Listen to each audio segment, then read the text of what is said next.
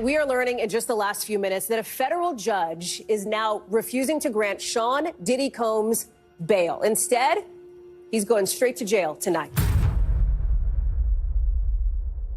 Diddy is begging to get out of jail. He says it's scary, it's dirty, there are maggots everywhere, and all the prisoners want to attack him. But the judge in this case isn't lightening up. So let's get into it.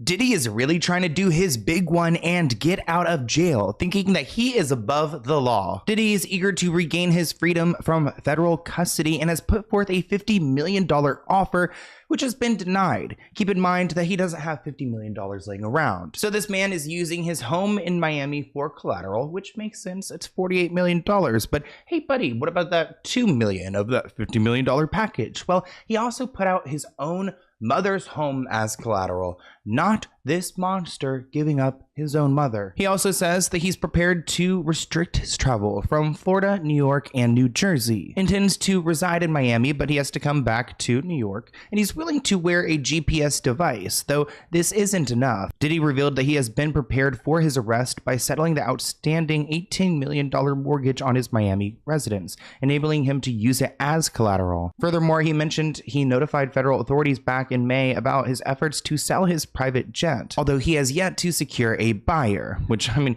who's out here trying to buy a plane? Definitely not me or anyone I know. I wish I knew, but I don't. Maybe I don't. Maybe if these are the kind of people owning planes, then maybe I don't. Now, of course, the judge said, oh, hell no, and said, you are a flight risk. Exactly what the prosecutor is saying. If this man Diddy got out, you don't think he's gonna pull like a Jeffrey Epstein and try to disappear somewhere? Tonight, we are learning in just the last few minutes that a federal judge is now refusing to grant Sean Diddy Combs bail. Instead, he's going straight to jail tonight after Diddy pleaded not guilty to charges of sex trafficking and racketeering. Keep in mind that Diddy's not being exposed for bad business practices. He's being exposed for harming very real people. So there are also really nasty details. A 14-page indictment with charges including racketeering, trafficking by force, and transportation to engage in SW. Saying why he should not be released because they say that he is a flight risk, he could leave the country, and also that he has a history of obstructing justice. They also pointed to how serious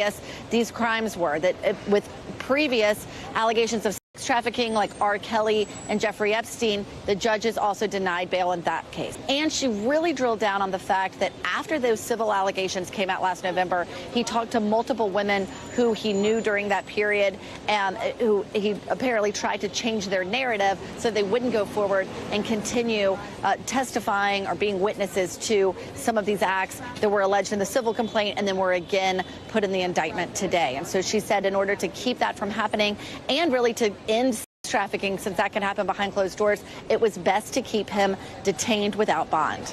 I love how they're talking about the bigger picture because it's not just Diddy. He needs to be removed from the equation, removed from communication, and they need to break down this entire ring. I feel like there's this whole organization, this ring of them trafficking people. And like, if you're not in it, you just don't even see it. You're blind to it. If convicted on all 3 counts, it looks like he will be sentenced to 15 years to life in prison. But of course, Diddy had his moment in court where he got to stand up and say he pleads not guilty, which means all of this is going to trial, which means we're going to see all the evidence. We're going to learn about these freak-offs, which I don't even like the term freak-offs. It really, I think it discounts the seriousness of what they're describing here, but I will not refrain from using the word for now, just because I do think it's a way that I could describe what we're talking about without, saying SA or R word. His freak-offs, you know what it includes. It's disgusting. They found over 1,000 bottles of lubricant, I guess like baby oil as well. They also found 3 semi-automatic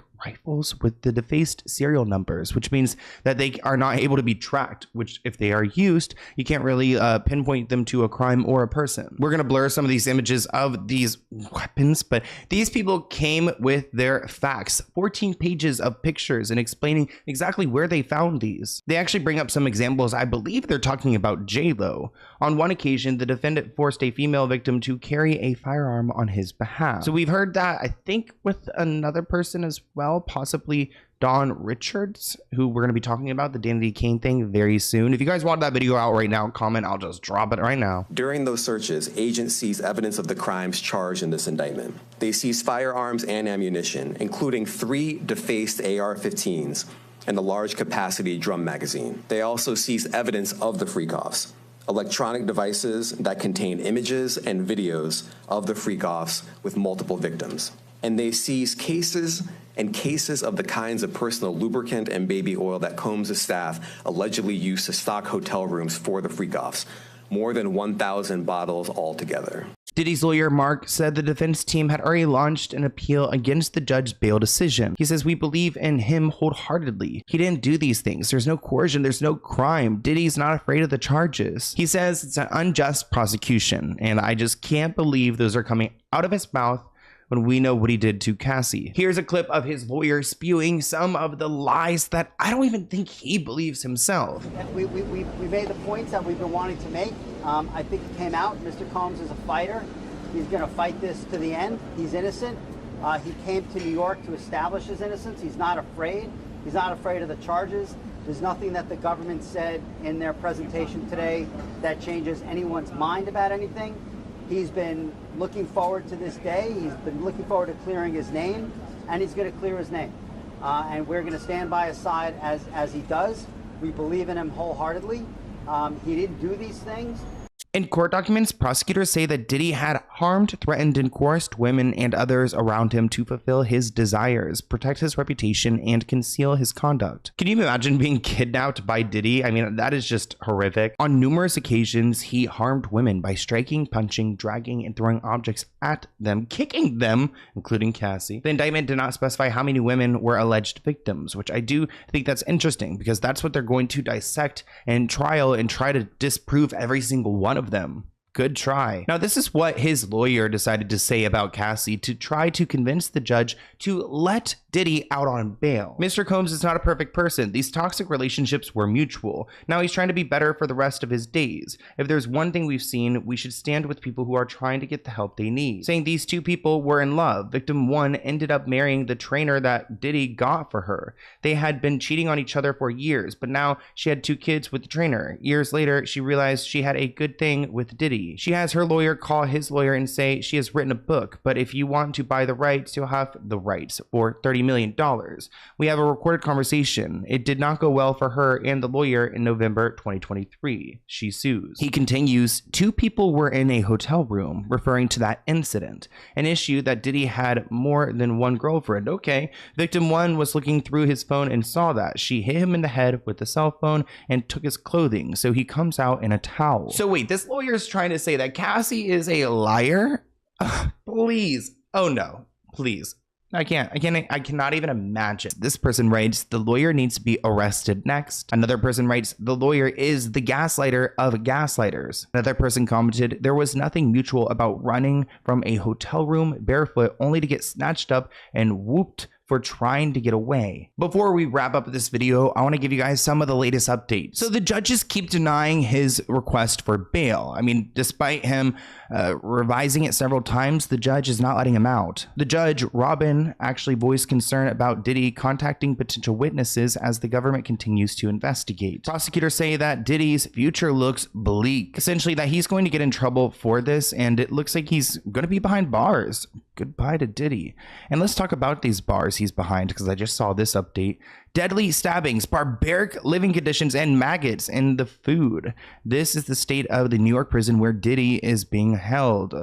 Diddy is currently being housed in a pretrial detention center in this jail. I read a little bit about this, and essentially he's in a private holding area where he's actually served his food even later than the other people. So he gets his food very cold, very isolated, like 1 hour of time out. He's got to be up at 6 a.m. to clean his room and his bed, mop the floors, change his undies. He gets 3 showers a week. It's almost like what someone who in jail should get as treatment for someone who committed a crime, who possibly, I'm not gonna go there. I was gonna talk about, there's just this one SW worker, this sex worker that in Miami that Diddy was involved in, who died, and I just have a feeling Kim Porter, this guy, all these people were by Diddy and it's time for them to get justice. So I hope you guys enjoyed this video, and I hope to see you in my next one soon. Bye, guys.